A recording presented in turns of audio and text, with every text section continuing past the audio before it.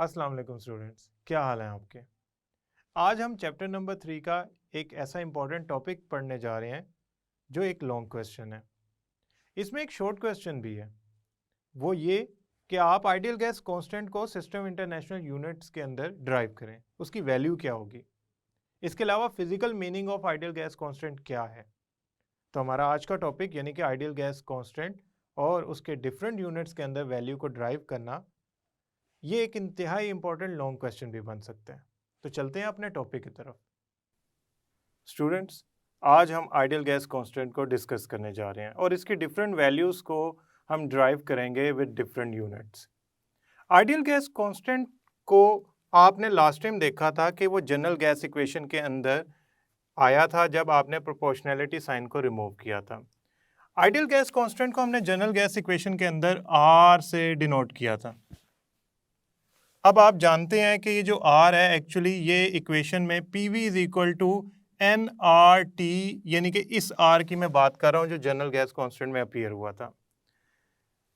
अगर मैं चाहता हूँ कि मैं R यानी कि आइडियल गैस कांस्टेंट की डिफरेंट वैल्यूज़ निकालूँ तो मुझे उसके लिए जनरल गैस इक्वेशन या आइडियल गैस इक्वेशन को यूज़ करना पड़ेगा।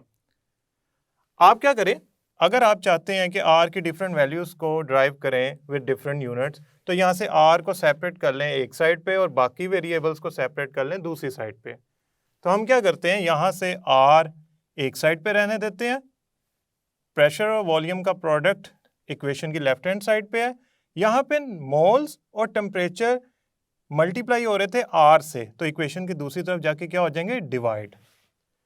अब ये इक्वेशन इस तरह बन गई है कि इसमें जो जनरल गैस कांस्टेंट है या आइडियल गैस कांस्टेंट हमारे पास गिवन है, इसकी वैल्यू इक्वल होगी P pressure, V volume, N moles, T temperature को मल्टीप्लाई या डिवाइड करके, जिस तरह जो जैसे अपीयर हो रहा है। असल में R की डिफरेंट वैल्यूज आती हैं और R की वैल्यूज डिफरेंट इसलिए आती हैं, R की वैल्यूज डिफरेंट इसलिए आती हैं क्योंकि आप प्रेशर एंड वॉल्यूम के डिफरेंट यूनिट यूज़ करते हैं। हम जो वैल्यूज़ ऑफ R ड्राइव करेंगे उसके अंदर जो मोल्स हैं उसके यूनिट और टेम्परेचर के यूनिट तो चेंज नहीं करते। हम क्या करते हैं, R की डिफरेंट वैल्यूज़ को ड्राइव करते हुए सिर्फ और सिर्फ प्रेशर एंड वॉल्यूम के यूनिट्स चेंज करते जाते हैं, जिसकी वजह से होता यूँ है कि हमारी R की जो वैल्यूज़ हैं वो डिफरेंट आना शुरू हो जाती हैं। दूसरी बात, R को अगर आपने फाइंड करना है, मसलन मैं कह रहा हूँ कि जनरल गैस इक्वेशन या आइडियल गैस इक्वेशन के ज़रिए आपने R आइडियल गैस कांस्टेंट की वैल्यू फाइंड करनी है, तो R की वैल्यू फाइंड करने के लिए मुझे प्रेशर भी पता होना चाहिए, वॉल्यूम भी पता होना चाहिए, मोल्स भी पता होने चाहिए और टेम्परेचर भी पता होना चाहिए। अब ये वैल्यूज़ तो है नहीं हमारे पास, तो हम क्या करें, उसके लिए हमें एवोगैड्रो प्रिंसिपल यूज़ करते हैं। एवोगैड्रो प्रिंसिपल कहता क्या था? एवोगैड्रो प्रिंसिपल कहता था कि अगर आप किसी सिलेंड्रिकल कंटेनर के अंदर गैस लेते हैं, कितनी, 1 मोल, किन कंडीशंस पे, 1 atm प्रेशर और 0 डिग्री। अब आप कहेंगे सर 1 atm प्रेशर और 0 डिग्री तो असल में स्टैंडर्ड टेम्परेचर प्रेशर है, तो ये जो आप 1 मोल गैस ले रहे हैं इसके अंदर, ये असल में स्टैंडर्ड टेम्परेचर प्रेशर पे ले रहे हैं। इसके ऊपर हम मूवेबल पिस्टन लगा देते हैं और इसको कंटेनर के अंदर क्लोज कर देते हैं। अब होगा यूं कि जब आप 1 मोल गैस फिल करेंगे इस कंटेनर के अंदर एट STP, तो जो वो वॉल्यूम ऑक्यूपाई करेगी वो होगा 22.414 dm³। सो एवोगैड्रो प्रिंसिपल हमें ये बताता है कि अगर आप 1 मोल गैस स्टैंडर्ड टेम्परेचर प्रेशर पे लें तो वो 1 मोल गैस जो वॉल्यूम ऑक्यूपाई करेगी वो होगा 22.414 dm³। सो हो यूँ रहा है कि हमारे पास अगर स्टैंडर्ड टेम्परेचर प्रेशर पे 1 मोल गैस हो तो हमारे पास उसकी वॉल्यूम की वैल्यू आ जाएगी, यानी कि 1 मोल गैस स्टैंडर्ड टेम्परेचर प्रेशर पे हो तो हमारे पास वॉल्यूम की वैल्यू आ जाती है with the help of Avogadro's principle. तो हम R की वैल्यू फाइंड कर सकते हैं। सो हम ये एवोगैड्रोस प्रिंसिपल को यूज करेंगे to find the value of R in different units. Students physical meaning of R है, ये नहीं है कि मैंने 5 या 6 डेरिवेशंस कर दी, डिफरेंट वैल्यूज निकाल दी और उसके बाद कहा कि आप न्यूमेरिकल के मुताबिक आर की वैल्यू को यूज कर लें। सिर्फ ये आपके न्यूमेरिकल्स को सॉल्व करने में मदद नहीं करती आर की वैल्यू, बल्कि ये आर की वैल्यू एक सर्टेन फिजिकल मीनिंग रखती है। इसकी एक सर्टेन वैल्यू है जो आपको ये बताती है कि कोई भी गैस, आइडियल गैस अगर आपके पास हो और वो 1 केल्विन टेम्परेचर बढ़ाना चाहती हो तो वो कितनी एनर्जी एब्जॉर्ब करेगी। इस बात को मैं बाद में डिस्कस करता हूँ। सबसे पहले हम आर की डिफरेंट वैल्यूज ड्राइव करते हैं और उसके बाद जो वैल्यूज आएंगी उनको मैं रिलेट करूंगा फिजिकल मीनिंग से। So we need to understand कि पहले हम ऐसा करते हैं कि कुछ वैल्यूज ड्राइव कर लेते हैं, फिर हम फिजिकल मीनिंग ऑफ आर को डिस्कस करते हैं। याद रखिएगा, बोर्ड के अंदर एसआई यूनिट में आर की value as a important short question आती है और physical meaning of ideal gas constant भी शॉर्ट क्वेश्चन है, जिसको हम 1 बाय 1 डिस्कस करते हैं। सबसे पहले तो हम ऐसा करते हैं, वैल्यू ऑफ आर को एटीएम, डीएम क्यूब, मोल और केल्विन यूनिट्स के अंदर फाइंड करते हैं कि क्या आंसर आएगा। उसके लिए हमें अगेन यूज करनी पड़ेगी जनरल गैस इक्वेशन, और जनरल गैस इक्वेशन के मुताबिक आर की वैल्यू इक्वल होती है पी वी के product divided by moles and temperature के।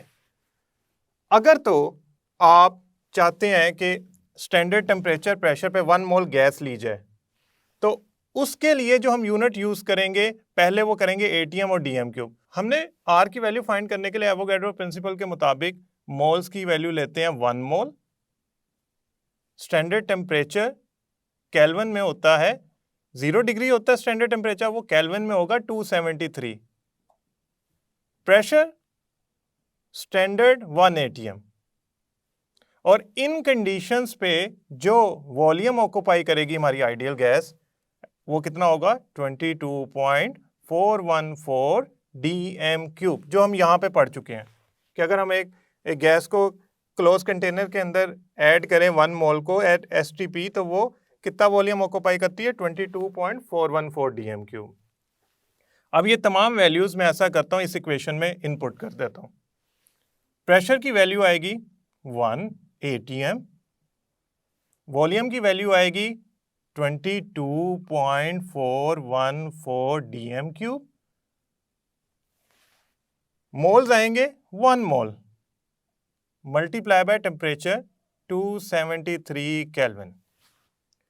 अब मैं अगर इसको कैलकुलेटर पे सॉल्व करता हूं तो मेरे पास जो आंसर आता है वो आता है 0.0821 ATM DM cube per mole पर केल्विन। देखिए ये मोल और केल्विन इक्वेशन के नीचे हैं तो ये ऊपर जाके -1 में हो जाएंगे और एटीएम और डीएम क्यूब आपस में मल्टीप्लाई हो गए। ये आर की मैंने वैल्यू फाइंड की जब मेरे पास प्रेशर, वॉल्यूम और टेम्परेचर के यूनिट यूं थे कि प्रेशर का यूनिट था एटीएम, वॉल्यूम का यूनिट था डीएम क्यूब। अगर आप प्रेशर और वॉल्यूम के यूनिट्स को चेंज करेंगे तो आर की वैल्यू यूनिट्स प्रेशर और वॉल्यूम के चेंज होने से डिफरेंट हो जाएगी। अब आप सोच रहे होंगे कैसे, तो हम ऐसा करते हैं, प्रेशर के यूनिट चेंज कर देते हैं और वॉल्यूम के भी यूनिट चेंज कर देते हैं और डिफरेंट यूनिट्स के ऊपर अगेन आर की वैल्यू फाइंड करते हैं।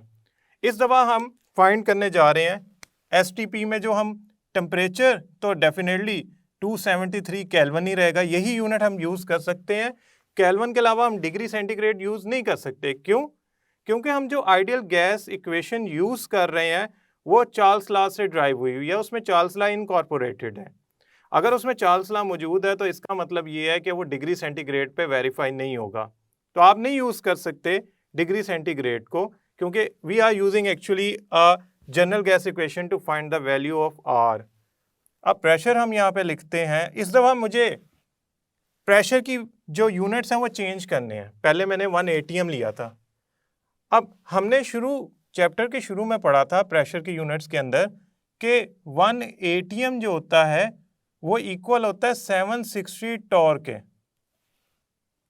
आप इसे चाहे तो टॉर लिख लें या 760 मिलीमीटर मरकरी लिख लें, क्योंकि 1 torr is equal to 1 millimetre mercury. अभी फॉर अ टाइम बिंग हम इसे खैर 760 टॉर से ही करते हैं। तो अब मेरा एसटीपी का जो टी और पी कंडीशन है वो केल्विन में, प्रेशर पे आ गई टॉर पे, वॉल्यूम में डीएम क्यूब में लेता हूँ, वो होगा 22.414 डीएम क्यूब, और मोल्स अगेन 1 मोल ही लूंगा। अब मैं ये सारी वैल्यूज को दोबारा इनपुट करता हूँ। R is equal to PV over NT. Now I have pressure 760 torr and volume is actually 22.414 dm cube. इसे डिवाइड करता हूं मैं टेम्परेचर और मोल्स की वैल्यू से। 1 मोल multiply by 273 Kelvin. The value we have after this calculation is 62.4 torr dm cube per mole per Kelvin.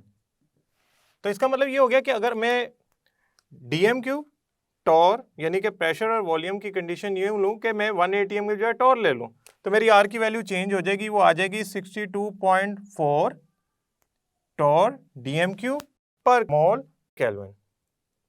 आप कहते हैं सर नहीं, डीएम क्यूब की जगह ना सीएम क्यूब लगाएं। तो पहली बात तो यह है कि हमें यह पता होना चाहिए कि डीएम क्यूब और सीएम क्यूब का आपस में लिंक क्या है। 1 डीएम क्यूब इक्वल होता है 1000 सीएम क्यूब के। तो इसका मतलब अगर मैं यहाँ डीएम क्यूब की जगह सीएम क्यूब लिखता हूँ तो मुझे इस वैल्यू को 1000 से मल्टीप्लाई करना पड़ेगा। तो मैं यहाँ पे अगर ये सारी वैल्यूज दोबारा लिख दूँ, टॉर या मिलीमीटर मरकरी एक ही बात है, तो मेरे पास आंसर आएगा 62,400 आर की value. Now this is second value of R. ये दूसरी वैल्यू आर की, ये क्या बता रही है कि आपने अगर प्रेशर एंड वॉल्यूम के यूनिट्स को चेंज किया तो जो value of ideal gas constant है वो चेंज हो जाएगी।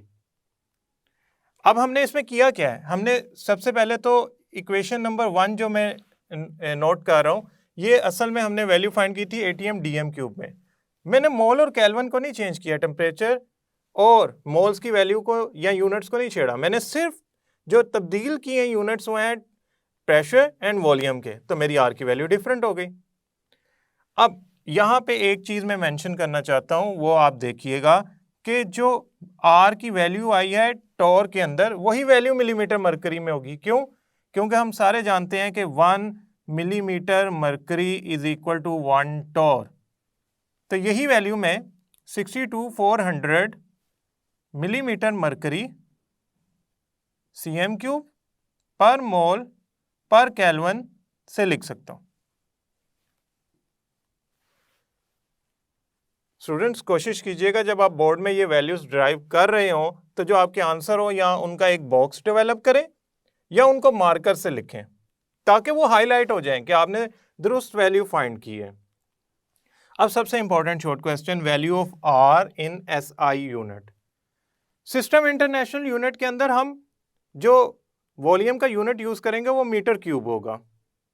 प्रेशर का यूनिट हम एटीएम या टॉर या मरकरी मिलीमीटर मरकरी यूज नहीं कर सकते। हमें करना यूँ होगा कि सिस्टम इंटरनेशनल यूनिट में जो प्रेशर का यूनिट है वो न्यूटन पर मीटर स्क्वायर यूज करना होगा। अब यहाँ पे हम चलते हैं, ऐसा यूनिट फाइंड करते हैं आइडियल गैस कांस्टेंट का। उसके लिए हम जो कंडीशन है उसको री डेवलप करते हैं, बल्कि लेनी तो हमने एवोगाड्रो प्रिंसिपल पे है। टेम्परेचर 273 केल्विन, प्रेशर, अब आप कहेंगे सर यहाँ 1 atm ना लिखिएगा क्योंकि एसआई यूनिट है, तो 1 atm एसआई यूनिट में असल में इक्वल होता है 10, 13, 25 न्यूटन पर मीटर स्क्वायर। आप इसे पास्कल भी लिख सकते हैं। वॉल्यूम, आप कहेंगे सर अब 22.414 डीएम क्यूब ना लिखिएगा क्योंकि अब आपको मीटर क्यूब चाहिए वॉल्यूम। तो हम क्या करते हैं, एक बॉक्स बनाते हैं, उसमें देखते हैं कि अगर हम डीएम क्यूब से मीटर क्यूब में जाएं तो हमें क्या करना होगा, हमें डिवाइड करना होगा 1000 से। जब 22.414 को डिवाइड करते हैं 1000 से तो ये डेसिमल 3 पीछे चला जाता है और आंसर आता है 0.022414। तो मेरा वॉल्यूम आ गया 0.022414 मीटर क्यूब। कहेंगे सर मोल्स के तो यूनिट पहले से ही ऐसा ही चल रहे हैं, 1 मोल।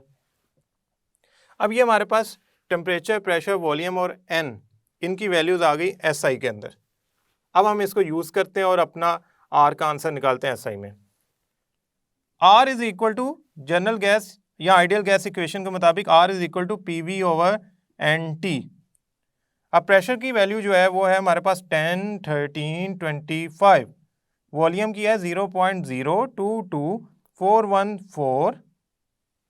अच्छा, यहाँ यूनिट्स लिख देते हैं हम, न्यूटन पर मीटर स्क्वायर, और यहाँ यूनिट्स लिख देते हैं मीटर क्यूब, और यहाँ लिख देते हैं मोल्स, 1 मोल, और टेम्परेचर लिख देते हैं 273 केल्विन। अब स्टूडेंट्स, अगर आप इस वैल्यू को कैलकुलेटर पे सॉल्व करेंगे तो आपके पास जो आंसर आएगा वो आएगा 8.314 न्यूटन पर मीटर स्क्वायर। अब ये देखें, ये मीटर क्यूब साथ आ गया, मोल नीचे था, ऊपर -1 में आ गया, और साथ आ गया -1 केल्विन। आप खुद देखें कि मीटर क्यूब माइनस में इससे सॉल्व हो सकता है, क्योंकि सेम ये यूनिट्स है मीटर स्क्वायर के और मीटर क्यूब के, ये वॉल्यूम का। तो ये हो गया 8.314 न्यूटन। ये आपस में सॉल्व होंगे तो आंसर आएगा मीटर पर मोल पर केल्विन।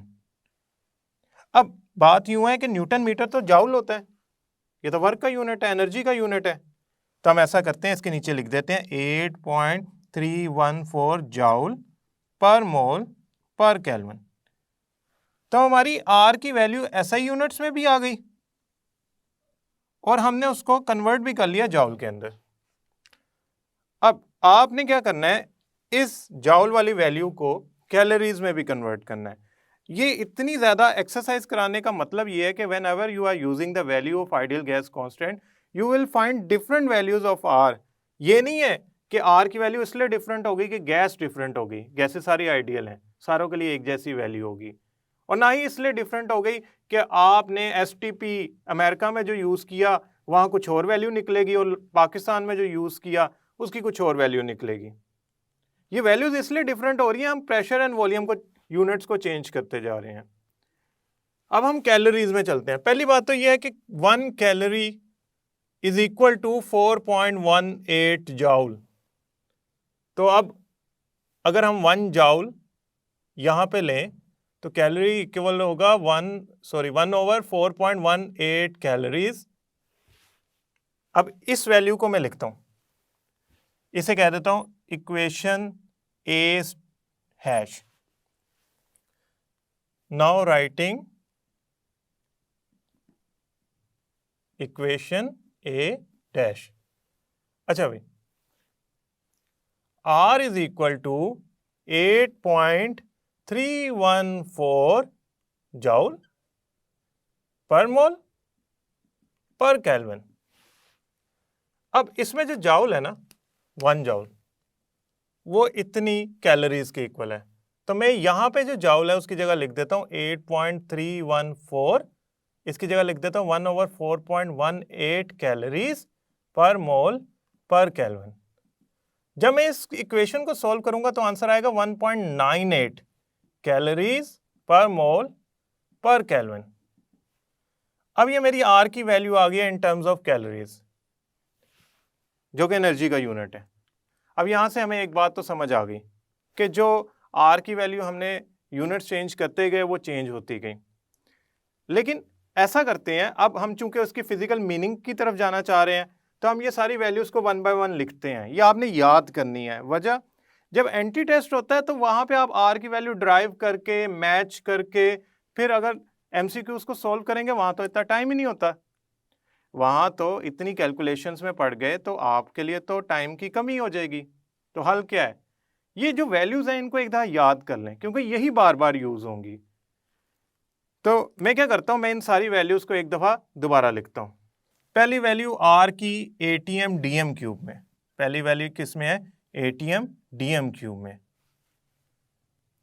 अब ये वाले जो यूनिट्स हैं ये सारों के बराबर होंगे, यानी कि क्या होंगे, पर मोल पर केल्विन। पहली वैल्यू क्या थी, 0.0821। R की दूसरी वैल्यू टॉर के अंदर ये वाली 62.4 टॉर या millimetre mercury DM cube per mole पर केल्विन। तीसरी वैल्यू जाउल के अंदर 8.314 जाउल पर मोल पर केल्विन। और लास्ट कैलोरीज के अंदर 1.98 अप्रोक्सीमेटली 2 राउंड ऑफ करके हो जाएगी कैलोरीज पर मोल पर केल्विन। अब इस सारी चीज को देखते हुए आप एक अंदाजा लगाएं कि ये यूनिट्स तो सारे सेम है, ये तो चेंज ही नहीं हो रहे। चेंज कौन से हो रहे हैं? Pressure, volume.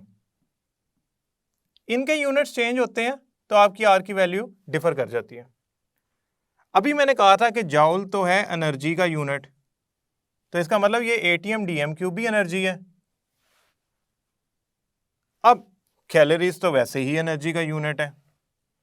इसका मतलब ये है कि ये जो फर्स्ट टू पार्ट्स हैं यानी कि pressure and volume, they are telling you कि ये एक एनर्जी का यूनिट बनता है। असल में बात यूं है कि जब आप गैसेस की बात करते हैं तो उसमें जो वर्क होता है वो प्रेशर वॉल्यूम वर्क का प्रोडक्ट होता है, या प्रेशर वॉल्यूम वर्क के तौर पे यूज किया जाता है। वर्क डेफिनेटली एनर्जी है, या एनर्जी हम किसी चीज पे अगर वर्क कर रहे हैं या कोई चीज वर्क कर रही है तो वो एनर्जी को इन या आउट फ्लो हो रही है। इस इक्वेशन को, इक्वेशन जाउल वाली को हम जरा रीड करते हैं इन फिजिकल मीनिंग में, फिर मैं इसको रिलेट करूंगा इसके साथ। R is equal to 8.314 joule per mole पर केल्विन। स्टूडेंट्स, अगर 1 मोल गैस ली जाए STP पर तो उसका इतनी एनर्जी एब्जॉर्ब करके 1 केल्विन टेम्परेचर इंक्रीज कर जाएगा। इसका मतलब ये जो ये वाला हिस्सा है ये सारा यहां से यहां तक का ये एनर्जी की वैल्यूज बता रहा है। अगर मैं इस इक्वेशन को यानी कि ये वाली इक्वेशन को फर्स्ट इक्वेशन से कंपेयर करूं तो यूं होगा R is equal to 0.0821 ATM DM cube per mole पर केल्विन, तो दोनों का सेम रहेगा। तो है यूं बात कि आप देखें कि इतनी एनर्जी जाउल में एब्जॉर्ब करके 1 मोल गैस, आइडियल गैस का जो टेम्परेचर है वो 1 केल्विन बढ़ जाता है। तो ये भी तो एनर्जी के बराबर ही है, प्रेशर वॉल्यूम वर्क। तो गैस अगर इतनी एनर्जी एब्जॉर्ब कर ले in terms of ATM DM cube, तो उस 1 मोल गैस का 1 केल्विन टेम्परेचर बढ़ जाएगा। ये है फिजिकल मीनिंग ऑफ गैस। ये यूनिवर्सल गैस कांस्टेंट के तौर पे लिया जाता है कि अगर कोई भी आइडियल गैस हो, इससे फर्क नहीं पड़ता, कोई भी आइडियल गैस हो, अगर वो आइडियली बिहेव कर रही है तो वो इतनी एनर्जी एब्जॉर्ब करके अपना 1 केल्विन टेम्परेचर बढ़ा लेगी अगर वो 1 मोल होगी। तो फिजिकल मीनिंग क्या बना? If we have 1 mole of ideal gas, अगर हमारे पास 1 मोल ऑफ आइडियल गैस हो एट STP, तो it will absorb ATM DM cube में कितनी एनर्जी एब्जॉर्ब करेगा? 0.0821 ATM DM क्यूब एनर्जी क्या कर लेगा? अगर ये ATM DM क्यूब में इतनी एनर्जी एब्जॉर्ब कर लेगा तो क्या होगा? Its temperature will be raised by 1 kelvin. तो 1 मोल गैस का 1 केल्विन टेम्परेचर बढ़ जाएगा अगर आप उसको इतनी एनर्जी प्रोवाइड कर देंगे, बशर्ते वो आइडियल गैस हो। तो यहां से तो एक और चीज सामने आई, कोई भी गैस अगर आइडियली बिहेव कर रही है, वो कोई भी गैस है, A है, B है, C है, अगर वो आइडियली बिहेव कर रही है तो उसे अगर मैं इतनी एनर्जी प्रोवाइड करूंगा, उसकी डिमांड ही इतनी एनर्जी है। यानी कि 1 मोल का मतलब क्या है? 6.02 10⁻23। A गैस है, B गैस है, C गैस है, D गैस है, कोई गैस है, अगर उसके इतने नंबर ऑफ पार्टिकल्स मौजूद हैं तो वो इतनी एनर्जी एब्जॉर्ब करके, उसकी डिमांड है इतनी एनर्जी दो, अगर आप उसे इतनी एनर्जी दे देंगे तो वो अपना 1 केल्विन टेम्परेचर बढ़ा लेगी। तो any gas has a demand of this energy, कितनी? 6.02 10⁻23 नंबर ऑफ पार्टिकल, यानी कि 6.02 10⁻23 नंबर ऑफ पार्टिकल या 1 मोल, दोनों इक्वलेंट है। ये दोनों 1 मोल गैस हो या आप उसे नंबर ऑफ पार्टिकल्स में कह लें, 6.02 10⁻23 नंबर ऑफ पार्टिकल्स हो। इन बोथ केस वो गैस, कोई भी गैस हो सकती है आइडियल, इतनी एनर्जी एब्जॉर्ब करेगी, वो डिमांड करेगी मुझे इतनी एनर्जी दो, मैं एब्जॉर्ब करूं, तो उसे होगा क्या, उसका 1 केल्विन टेम्परेचर बढ़ जाएगा। तो 1 केल्विन टेम्परेचर बढ़ गया आपका इतनी एनर्जी एब्जॉर्ब करके। स्टूडेंट्स याद रखिएगा, ये वैल्यूज आपने याद करनी है। मैं जानता हूं मुश्किल है, लेकिन इनको याद करने का एक फायदा जरूर है। एंट्री टेस्ट में अगर प्रेशर एंड वॉल्यूम के कोई खास यूनिट्स आ जाते हैं तो आपको कोई ज़रूरत नहीं है कि आर की वैल्यूज़ निकाल रहे हैं आप एसटीपी पर, सिंपली इनमें से जो वैल्यू उससे मैच करती है वो आप इनपुट करेंगे। दूसरी बात, जब आप यूनिट्स लिख रहे हो तो ख्याल रखें कि जो वैल्यू जिन यूनिट्स के साथ आ सकती है वही हो। तीसरी बात, फिजिकल मीनिंग को थोड़ा सा स्ट्रेस करें, इसके कॉन्सेप्ट को, कि अगर आप आइडियल गैस का 1 केल्विन टेम्परेचर बढ़ाना चाहते हैं तो कितनी एनर्जी दें। और एटीएम डीएम क्यूब से घबराना नहीं है, this is actually a pressure volume work which is form of energy. तो आपने इतनी एनर्जी देनी है। अब ये इसकी जगह मैं ये भी लिख सकता था 8.31 जाउल एनर्जी, किसी रैंडम गैस को जो आइडियल हो ABCD में से दें इतने मॉलिक्यूल्स को, तो 1 केल्विन टेम्परेचर बढ़ जाएगा। ये आइडियल गैस कांस्टेंट या यूनिवर्सल गैस कांस्टेंट जो आइडियल गैस इक्वेशन में आया है, इसकी मुख्तलिफ वैल्यूज हैं। ये लॉन्ग क्वेश्चन है पूरा, लेकिन आपने याद रखना है ये वैल्यूज कैलकुलेट करते हुए each and every step should be formally written, और आपकी गलती ना हो उसके लिए आप याद रखें कि किस यूनिट को किस यूनिट से कन्वर्ट करना होता है, कैसे कन्वर्ट किया जाता है।